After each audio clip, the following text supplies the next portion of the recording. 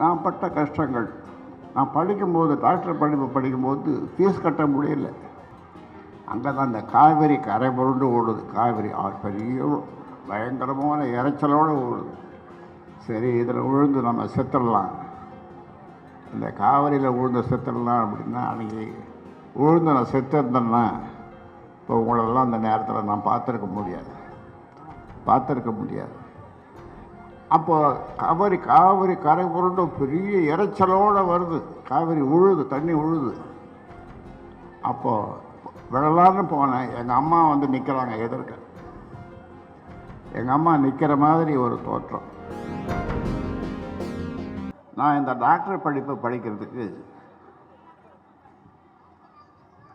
MBBS படிக்கிறதுக்கு நான் பட்ட கஷ்டம் கொஞ்சம் நெஞ்சம் கிடையாது. என்னுடைய வாழ்க்கையே போராட்ட வாழ்க்கை. போராடிக்கொண்டே இருந்தேன். இந்த கல்லியங்குளம்னு ஒரு ஊர், இங்கே கூட ஒரு பாட்டு பாடியிருப்பார், பேசியிருப்பார். ஏழுமலை எங்கப்பா? ஆமாம், அப்படி நெல். இவர் ஊர் தான் கல்லியங்குளம். எங்கள் ஊரில் படிச்சுட்டு அதுக்கு மேலே படிக்க முடியாது. அதாவது ஓலைச்சுவடிகள் தான் படிக்கணும். அப்போ புஸ்தகம் கிடையாது, நோட்டு கிடையாது, ஓலைச்சுவடி. அதெல்லாம் படித்து முடிச்சுட்டேன் திருப்பூர்லாம். அப்புறம் இவங்க ஊர் பக்கத்தில் என்ன ஊர் பார்த்து, எலப்பாக்கத்தில் என் சொந்தக்காரர் இருந்தாங்க. அங்கே போய் படிக்கலான்னு அங்கே போனேன். எங்கள் அம்மா சொல்லி விட்டு வரேன்னு எங்கள் அம்மா வந்தாங்க. எனக்கு என்ன வேலை கொடுத்தாங்க தெரியுமா? இவங்க ஊரில் போய் எலப்பாக்கத்துக்கும் இவங்க ஊருக்கும் 3 கிலோமீட்டர். காலையில் ஒரு கூடை நிறைய சாணி, அந்த சாணியை குவிச்சு, அது ராத்திரியில் மாட்டை கொண்டு வந்து அந்த ஊர் ஜனங்க அந்த ஏரிக்கரை மேலே கட்டிடுவாங்க. அப்போ நாங்கள் போய், நானும் அந்த அண்ணின்னு சொல்கிறேன், நான் இருந்த வீட்டில் அண்ணி 2 பேரும் ஆளுக்கு ஒரு கூடைய தலையில் சுமந்துன்னு, சாணித்து கூட அதை கொண்டு வந்து கொட்டிட்டு குளிச்சுட்டு கொஞ்சோண்டு பழையது கொடுப்பாங்க. அப்படியெல்லாம் கஷ்டப்பட்டு நான் படித்தேன். அந்த நான் பட்ட கஷ்டத்தை இங்கே சொன்னேன்னா நீங்கள்லாம் அழுவீங்க. அவ்வளோ கஷ்டப்பட்டோம் இந்த படிப்பு படிக்கிறது. இந்த படிப்பு படித்து டாக்டர் தொழில் செய்து டாக்டர் தொழிலை ஆரம்பித்தேன் திண்டிவனத்தில். அரசாங்கத்தில் எனக்கு வேலை கொடுத்தாங்க. அரசாங்க ஆஸ்பத்திரியில் தாலுக்கு ஹெட் குவார்ட்டர்ஸில் வேலை கொடுத்தாங்க. காலையில் 7:30 மணிக்கு நான் இஷாவில் போவேன். இஷாவில் போகும்போது அங்கே இருக்கிற கடைக்காரங்க, பஜாரில் இருக்கிறவங்களாம், அந்த பஜாரில் இருக்கிறவங்களாம் அவங்க கடிகாரத்தை திருத்திக்கோங்க. 7:30 மணின்னு, 7:30 மணி தான் கரெக்டாக போயிடுவேன்.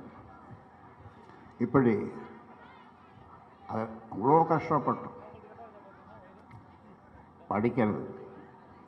ஆனால் இப்போ பல சலுகைகள் உங்களுக்கு கிடைச்சிருக்கு. இந்த 20%, 100 வேலைன்னா 20 வேலை, அதில் தான் நான் சொன்னேன். இந்த 2 பேர் பெண்கள் கலெக்டராகவும் போலீஸ் அதிகாரி, பெரிய அதிகாரியாகவும் வந்திருக்காங்க. உங்கள் பெண்களும் உங்கள் பேரன் பேத்திகளும் அந்த மாதிரி வரணும். அதுக்காக தான் நம்ம பாடுபடுறோம்.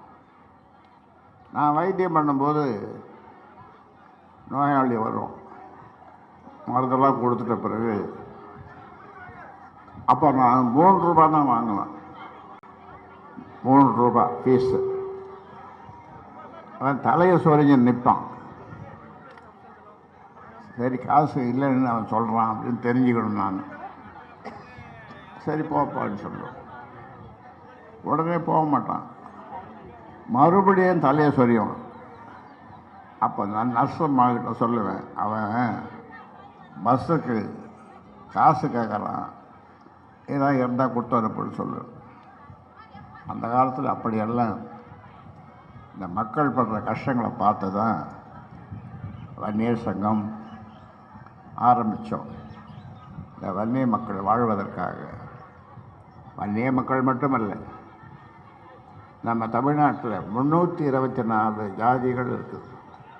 324 ஜாதிகள் வாழணும், நல்லா இருக்கணும். யாரும் பசியோடு படுக்கக்கூடாது. ஏன்னா இந்த பசி என்னன்னு எனக்கு தெரியும். நான் படிக்கும்போது அப்போ 7 வருஷம் காய்ஞ்சது, மழையே பெய்யலை 7 வருஷம். அப்போது எங்கள் வீட்டில் இந்த கேவுரு இருக்குது, கேழ்வரகுன்னு சொல்லுவேன், அந்த கூழை ஆக்கி குடிச்சிட்டு அந்த காந்தல்னு சொல்லுவோம், அடி பிடிச்சிக்கும், அடி பிடிச்ச அந்த காந்தல் அதை எங்கள் அம்மா குடிப்பாங்க. எனக்கு அழுகையாக வரும். ஏம்மா நானும் குடிக்கிறேம்மா நான் காந்தலை, வேணாம் நீ வேணாம் அந்த கூழை குடின்னுவாங்க. இப்படியெல்லாம் கஷ்டப்பட்டோம் அந்த காலத்தில்.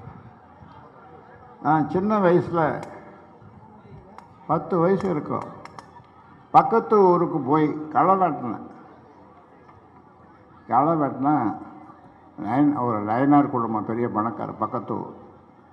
எங்கள் ஊருக்கும் அந்த ஊருக்கும் ஒரு 5 கிலோமீட்டர் இருக்கும். 5 கிலோமீட்டர் போய் களை வெட்டுவேன். என்னால் வெட்ட முடியாது, அதாவது பங்கு போட்டு ஒரு கோடு போட்டுருவோம், அந்த என்னால் வெட்ட முடியாது. எங்கள் அம்மா வந்து அது பாதி வெட்டிடும், மீதியை வந்து நான் பாதி கொஞ்சம் வெட்டுவேன், எங்கள் அம்மா மீதி களை வெட்டும். இப்படியெல்லாம் களை வெட்டணும். கஞ்சி இல்லாமல் கஷ்டப்பட்டோம், காந்தலை சாப்பிட்டோம். ஒரு நாள் எங்கள் அம்மாவை கேட்டேன், அம்மா இன்றைக்கி என்ன ராத்திரி சாப்பாடா என்ன இருக்குது சாப்பிட்றதுக்கு? இந்த என்னமோ ஒரு கீரை சொன்னாங்க, அந்த கீரையை பறிச்சாட்டு வச்சுருக்கிறேன். அந்த கீரையை கொஞ்சம் ஐரோட்டு அந்த ஜெயா கிட்ட ஒரு புண்ணாக்கு, இந்த புண்ணாக்கு நிலத்துக்கு போடுறதுக்கு நெல்லுக்கு போகிறதுக்கு வச்சுருக்காங்க, தட்டை புண்ணாக்கு, அதை கொஞ்சம் கேட்டிருக்கிறேன். அதை இடித்து அந்த கீரையில் போட்டு அதான் நமக்கு ராத்திரிக்கு சாப்பாடுன்னு சொன்னாங்க. அதுதான் நமக்கு சாப்பாடு. இப்படி நான் பட்ட கஷ்டங்கள். நான் படிக்கும்போது, டாக்டர் படிக்கும்போது ஃபீஸ் கட்ட முடியல. அப்போ நான் என்ன பண்ணேன், சென்னையிலிருந்து தஞ்சாவூருக்கு ட்ரெயினில் ஏறிட்டேன். ட்ரெயினில் ஏறி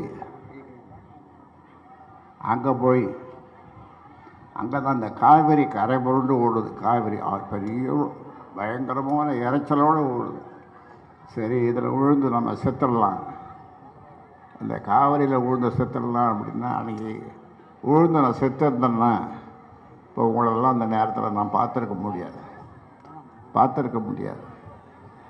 அப்போ காவிரி கரை புரண்டு பெரிய இறைச்சலோடு வருது, காவிரி உழுது, தண்ணி உழுது. அப்போது விழலான்னு போனேன். எங்கள் அம்மா வந்து நிற்கிறாங்க எதிர்க்க. எங்கள் அம்மா நிற்கிற மாதிரி ஒரு தோற்றம். மனசை மாற்றிக்கின்னு மறுபடியும் சென்னைக்கு வந்துட்டேன். எப்படியோ கஷ்டப்பட்டு டாக்டர் படித்து எம்பிபிஎஸ் படித்து அதன் பிறகு அரசாங்க டாக்டர் ஆகி இந்த மக்களை நினச்சி பார்த்தேன், இந்த மக்களுக்கு நாம் ஏதாவது செய்யணும் அப்படின்னு எல்லா ஜெயிலுக்கும் போனேன். ஒரே ஒரு ஜெயிலுக்கு தான் நான் போகலை, பாளையங்கோட்டை ஜெயிலுக்கு போனதுக்காக கை தட்டுறாரு பாரு அவர்.